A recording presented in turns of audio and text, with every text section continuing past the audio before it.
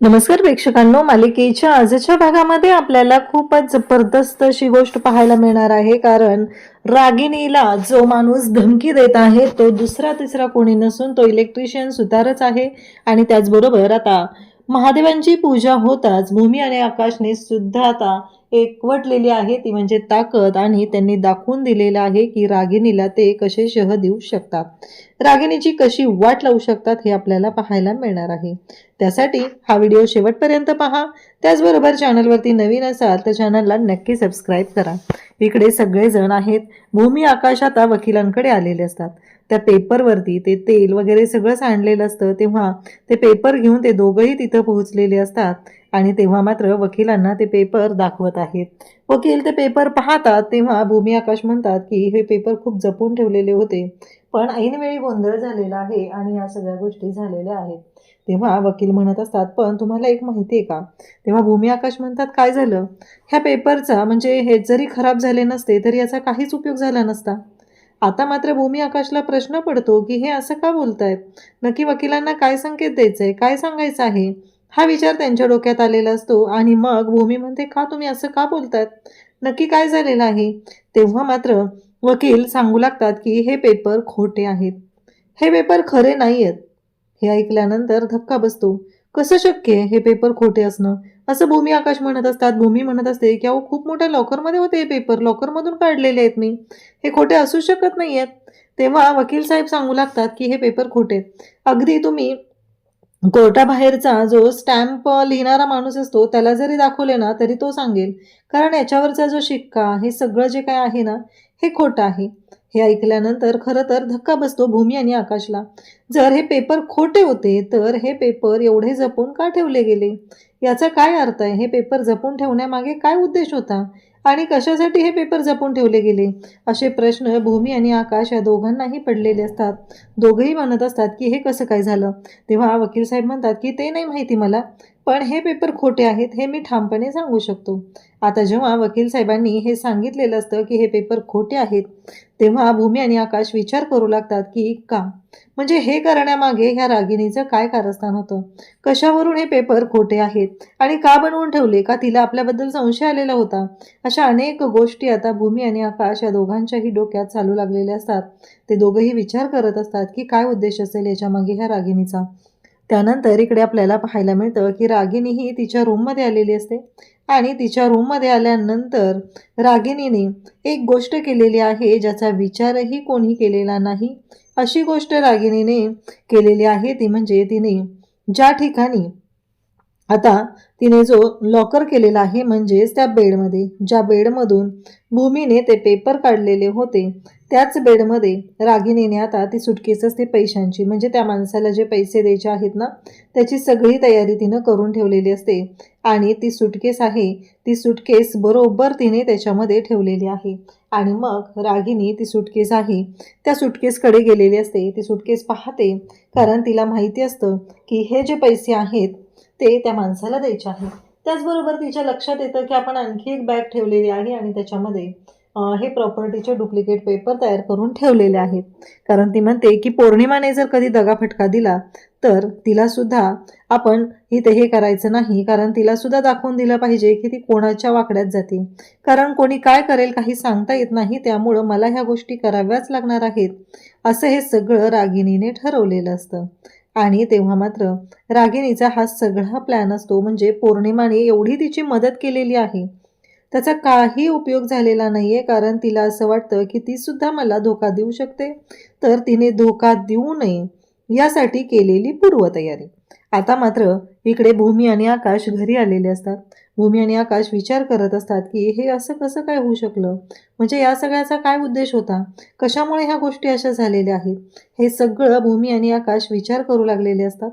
आणि तेव्हा मात्र आता दोघंही म्हणत असतात की ठीक आहे. भूमी म्हणते की शेवटी आपल्याला महादेवांनी संकेत दिलेला होता, म्हणून तर ते प्रॉपर्टी पेपर खराब झाले, म्हणून आपण वकिलांकडे जाऊ शकलो, नाहीतर आपण याच भ्रमात राहिलो असतो की आपल्याकडे प्रॉपर्टी पेपर आहेत पण ते खोटे आहेत हे मात्र कळलेलं असतं. आता मात्र भूमी आणि आकाश दोघंही म्हणत असतात की देवा प्लीज काहीतरी कर, मार्ग दाखव आम्हाला.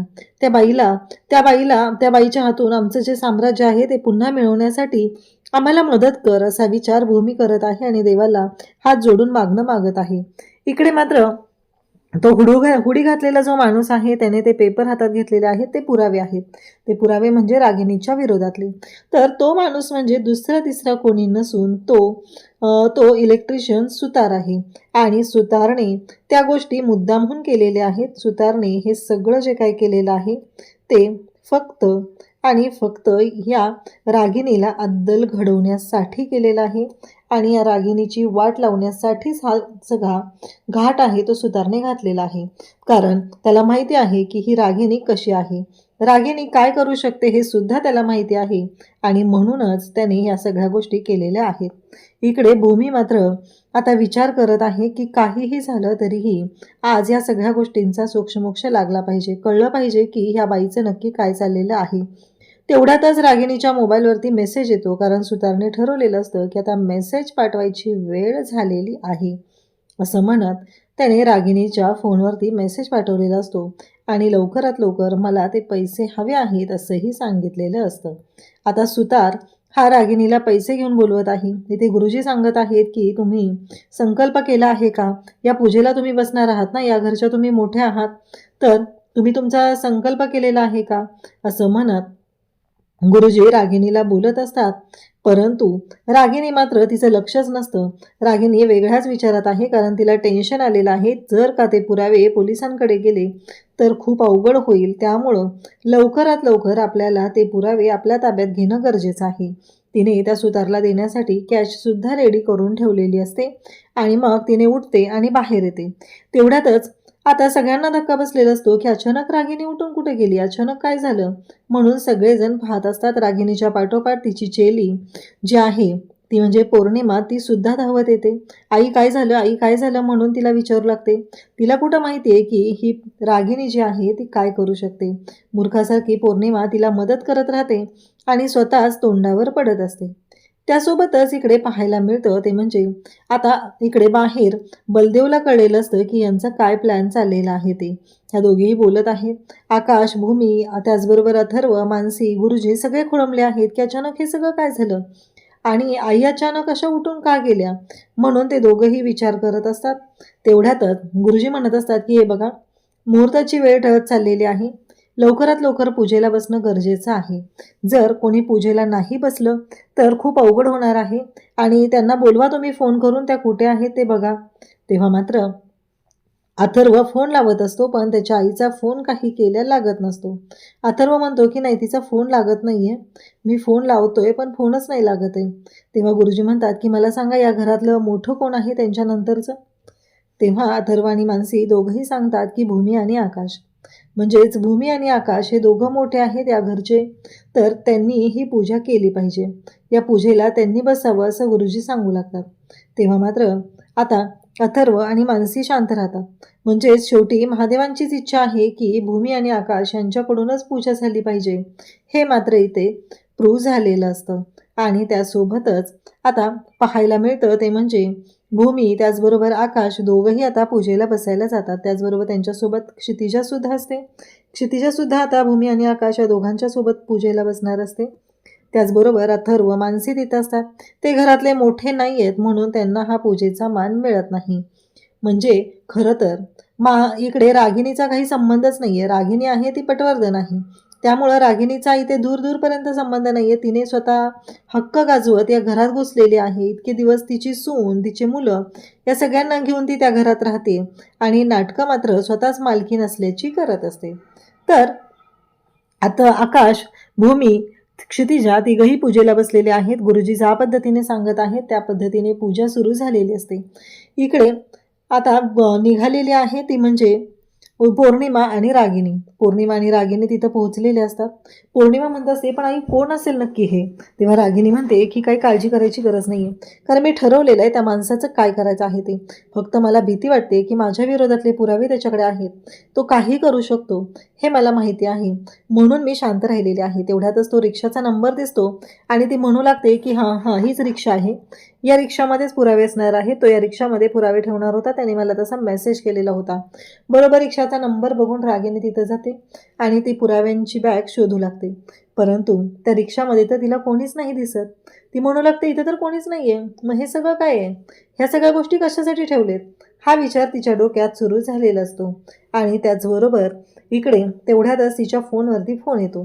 तर ती म्हणत असते, तुला कळतंय का? तू मला ब्लॅकमेल करतोयस? कोण आहेस तू? आणि कसले पुरावे आहेत? मला तर असं वाटतंय की तुझ्याकडे खरे पुरावे वगैरे काही नाही आहेत, कारण ते एव्हिडन्स रूममध्ये कधीच जळून खाक झालेले आहेत, असं रागिनी म्हणत असते. तेव्हा मात्र तो माणूस म्हणत असतो की मीच सुतार बोलतोय, इलेक्ट्रिशियन सुतार. तेव्हा रागिनी म्हणते, तू? आणि तू फोन करून मला पैशांसाठी ब्लॅकमेल करतोय? तेव्हा तो म्हणतो की हो. तेव्हा ती म्हणते, तुझ्याकडे कशावरून आले रे पुरावे? तू तर एव्हिडन्स रूमला आग लावली होती ना? तेव्हा तो म्हणतो, बरोबर आहे, मी एव्हिडन्स रूमला आग लागली होती, पण एक गोष्ट तुम्ही विसरताय. मला माहीत होतं ना कुठल्या गोष्टी काढून घ्यायच्या, कुठल्या फाईल जाळायच्या, कुठल्या ठेवायच्या. कारण तुम्ही तुम्ही एवढं मोठं सगळं मिळवलेलं आहे आणि मला काही रुपये देऊन तुम्ही गप्प केलं. आणि तुम्ही तर एवढ्या महाजन एम्पायरच्या मालकीन झालेला आहात. माझा विचार केलाच नाही तेव्हा. मग मी का तुमचा विचार करायचा? आत्ता मला 5 कोटी रुपये पाहिजेत, तरच तुम्हाला तुमचे पुरावे देऊ शकतो. त्याचबरोबर आत्ता 50 लाख रुपये ॲडव्हान्स पाहिजे. आता मात्र रागिनी चवताळलेली असते. रागिनी म्हणत असते की शांत. कसं आहे माहिती आहे का? हा गोंधळ हे सगळं करून काहीही उपयोग होणार नाही. कारण या सगळ्या गोष्टी जर तुम्ही केल्या तर तुम्हीच तुमच्या त्या प्रॉब्लेममध्ये अडकाल, असं तो तिकडून रागिनीला सांगत असतो. पौर्णिमा रागिनी दोघीही ऐकत असतात. रागिनी पिसाळलेली असते. रागिनी म्हणत असते, माझं चुकलं. त्याच वेळी तुला उडवायला पाहिजे होतं, त्याच वेळी तुला संपवायला पाहिजे होतं. म्हणजे आज ही वेळ माझ्यावर आली नसती तुझ्या हातापाया पडण्याची. सांग मला कुठे आहेत पुरावे आणि कधी देणार आहेस तू पुरावे? असं म्हणत ती विचारू लागते. तेव्हा तो म्हणत असतो, मला माहिती आहे तुम्ही आता पैसे घेऊन आलेलाच नाही आहे, त्यामुळे तुम्हाला पुरावे आता मिळालेच नाही. त्यामुळं मी तुम्हाला आत्ता सांगत आहे की तुम्ही गावदेवीच्या मागच्या बाजूला यायचं आहे. इकडे बलदेव आलेला असतो आणि बलदेव हे सगळं ऐकत असतो. बलदेव म्हणत असतो, ह्या दोघीजणी अचानक इथे कुठे आले? त्यांच्या हातात बंदूक आहे आणि हे सगळं काय चाललंय? कोणाशी बोलतायत ह्या? कसल्या व्यवहाराच्या बाबतीत? काय आहे नक्की? मला शोध घ्यावाच लागणार आहे. हे सगळं बलदेवच्या डोक्यात सुरू असतं. तेव्हा मात्र इकडे पाहायला मिळतं ते म्हणजेच आता भूमी आणि आकाश दोघं पूजेला बसलेले आहेत आणि त्यांची पूजा संपन्न होते. गुरुजी त्यांना भरभरून आशीर्वाद देतात आणि त्याचबरोबर भूमीने सुद्धा मनू आणि तिच्या बाळासाठी देवाला साकडं घालायचं ठरवलेलं असतं. गुरुजींनी सांगितलेलं असतं त्या पद्धतीने सगळी पूजा व्यवस्थित झालेली असते. त्याचबरोबर इकडे आकाश भूमी आता तिथून उठतात आणि मग गुरुजी सांगतात की मानसी आणि अथर्व तुम्ही दोघांनीही नमस्कार करून घ्या. जेव्हा गुरुजींनी हे सांगितलेलं असतं तेव्हा मात्र मानसी आणि अथर्व दोघंही नमस्कार करायला येतात. आणि त्यासोबतच इकडे मानसी आणि अथर्व हे सगळं करत असतात. आणि मग मात्र इकडे मानसी आणि अथर्व भूमीकडे पाहते. तेव्हा भूमी म्हणते की हे बघ, या घरचे यजमान म्हणून तो माझा हक्क आहे आणि मी माझ्या मनूसाठी, माझ्या मनूच्या बाळासाठी देवाकडे प्रार्थना करू इच्छिते. आमची मनू प्रेग्नंट आहे, परंतु आत्ता तिच्यामध्ये खूप कॉम्प्लिकेशन येत आहेत. त्याचबरोबर तिला या सगळ्यातून लढण्यासाठी, या सगळ्याला सामोरं जाण्यासाठी ताकद हवी आहे आणि तू तिला, तिच्या बाळाला सुखरूप ठेव, हे सगळं सांगितलं जात असतं.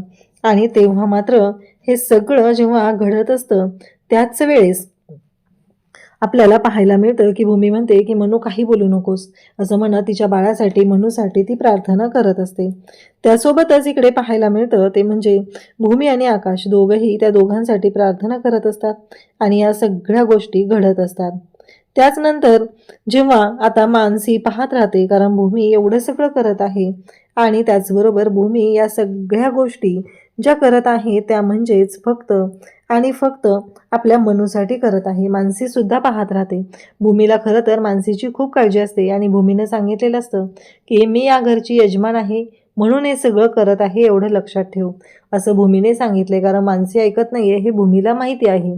बाळसुद्धा सुखरूप असणार आहे आणि छान असं गुडगुडीत असं बाळ होऊ दे, असं सुद्धा सांगत असते. आणि त्याचबरोबर हे सगळं जेव्हा घडत असतं तेव्हा रागिनी तिथे येते. उद्याच्या भागात आपल्याला पाहायला मिळतं की रागिनीने येऊन गोंधळ घालायला सुरुवात केलेली असते. कोणी केली पूजा? मूर्खांनो, तुमच्यामुळं हा पूजेचा मान सुद्धा गेलेला आहे, असं म्हणत रागिनीची चिडचिड चाललेली असते. अथर्व आणि मानसी पाहत असतात. भूमी आणि आकाश म्हणते की हो, आम्हीच केली. भूमी म्हणते, कसं आहे, असाल तुम्ही कागदोपत्री मालकी, पण या घरातल्या जे यजमान आहेत, कर्ता पुरुष आणि या घराचे जे खरे मालक आहेत ते आम्ही दोघंच आहोत. त्यामुळं पूजेचा मानसुद्धा आम्हालाच मिळालेला आहे आणि पूजा आमच्या हातूनच झालेली आहे. आणि तुम्ही एवढं गरम व्हायची गरज नाहीये, हे घ्या पाणी घ्या असं म्हणत ती पाणी देत असते आणि तेव्हा रागिनी ते पाणी भूमीच्या हातावर तोंडावरती फेकून मारणार असते. त्याच वेळी आकाश तिथे आलेलं आहे आणि आकाशने रागिनीचा हात पकडलेला आहे. कारण आकाशने आणि भूमीने आता ठरवलेलं आहे की या रागिनीला जन्माची अद्दल घडवायची. अशाच अपडेटसाठी चॅनलशी कनेक्ट राहा. थँक्यू.